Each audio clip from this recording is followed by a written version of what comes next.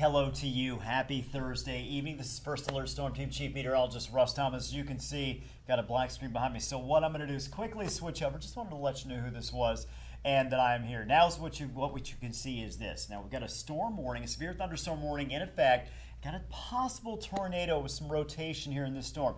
Where is it located? It is located between Hansborough and Sarlis, very close to the Canadian border. It is pushing off to the north and east at about 10 miles per hour. Again, not impacting very many people, but do want to let you know that that severe thunderstorm warning is there. And of course, a possible tornado, which is radar indicated, not confirmed, but is possible. This severe thunderstorm warning goes until 7:15 this evening. You can see city Hansborough, but basically in Hansborough, you're still getting hit right now with heavy rain, some thunder and lightning, but the bulk of the storm, the heaviest, is actually in those areas shaded in the light and dark blue. So again, heading towards Sarlis, perhaps a little bit north of you before the storm actually pushes into Canada. So we've got that, but interesting thing, look around the state, by and large, not much going on yet.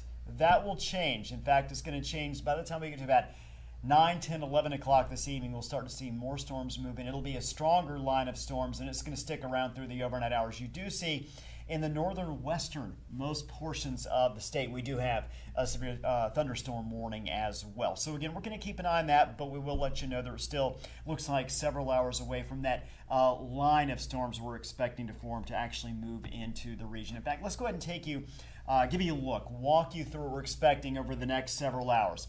Here's what we've got for you. You can see that storm right there that's in place. We jump ahead to about 10 o'clock. That's when we're really going to start to see that line form and begin to push into the region. Watch what happens. Really starts to blow up here as we see those storms extend off to the south and the west. So we're sitting at midnight right now, and as of this point, looks like most areas still not impacted by the storms. Watch what happens by 2 o'clock. Look at that line of storms right along that line. Boy, those winds are really going to be strong.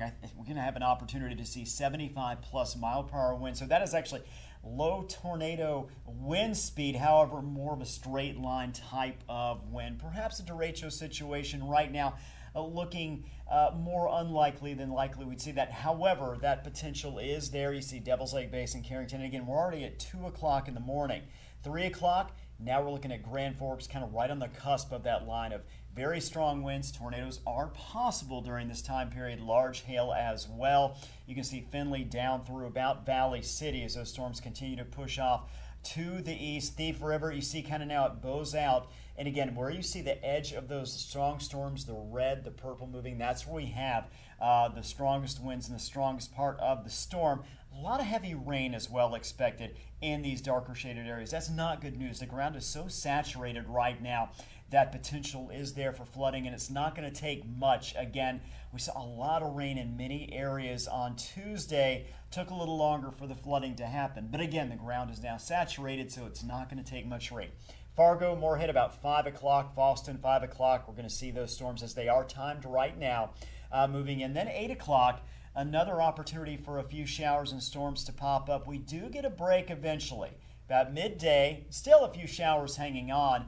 But again, a short window where we can kind of breathe a little bit before the next round of storms moves. As far as severe storm risk, you see that large area there in orange. That is our enhanced risk level. That is where we expect to see the best opportunity for severe weather. And you can see Storm Prediction Center, as of about 3 o'clock this afternoon, expanded that area farther to the east, also farther north and south. So that is most of the region in that enhanced area. Then you see the areas in yellow. That's a slight risk.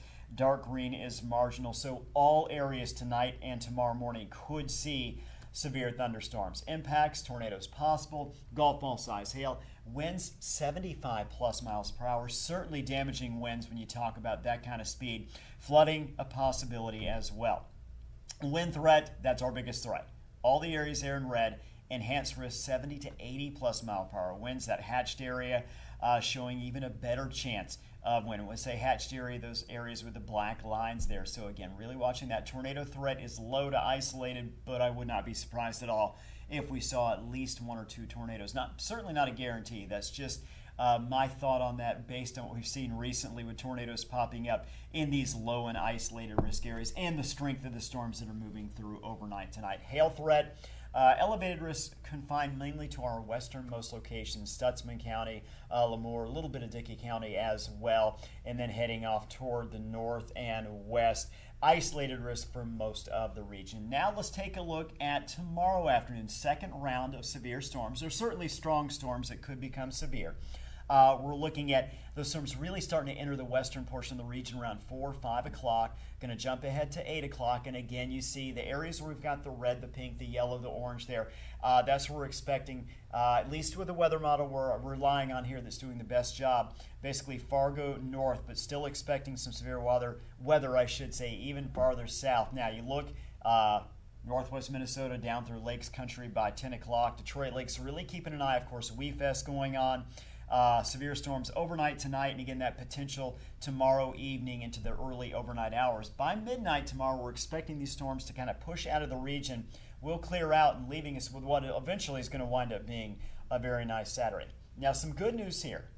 Storm risk for tomorrow. We were in a large enhanced area for much of the region. With Storm Prediction Center has backed off on that a little bit. Part of the reason is it's going to take some time for the rain and storms to clear out tomorrow. Still going to have generally mostly clouded, overcast conditions. So that's less of an opportunity to create that instability once again. Now, that doesn't mean we're not going to see severe storms. I do believe that will be the case. However, Storm Prediction Center has backed off a little bit on that risk, and that is good news. Impacts tomorrow, same thing. Tornadoes possible, large hail, winds up to 75 miles per hour, localized flooding as well. So a lot happening here. What about overall precipitation for tonight through tomorrow night?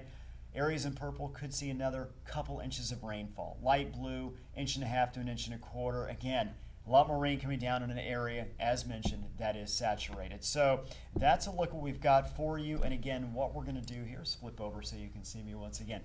Keep an eye out. Again, those storms really starting to fire up here later this evening, overnight. It is going to be messy tonight through tomorrow morning. Morning commute could be impacted as well by severe weather, by strong storms, and certainly heavy rain coming down. So want to keep that in mind as well as you're heading out the door. Don't be surprised if you wake up to overnight to lightning, to thunder, to very heavy rain. And again, VNL weather app, I'm sure that'll be going off quite a bit as these severe thunderstorms do develop, and again that potential for tornadoes. So make sure you have that on. You want to be prepared middle of the night just in case we do have to deal with, again, a very strong storm or potentially or tornado, those very strong winds. I'll be in throughout the overnight hours with updates. Lisa Green comes in early in the morning there. They've got the morning show starting at 4:30. She'll give you those updates as well, but we'll be with you all night long as we watch these strong storms that, again, very likely will become severe. Until then, hope you have a wonderful evening.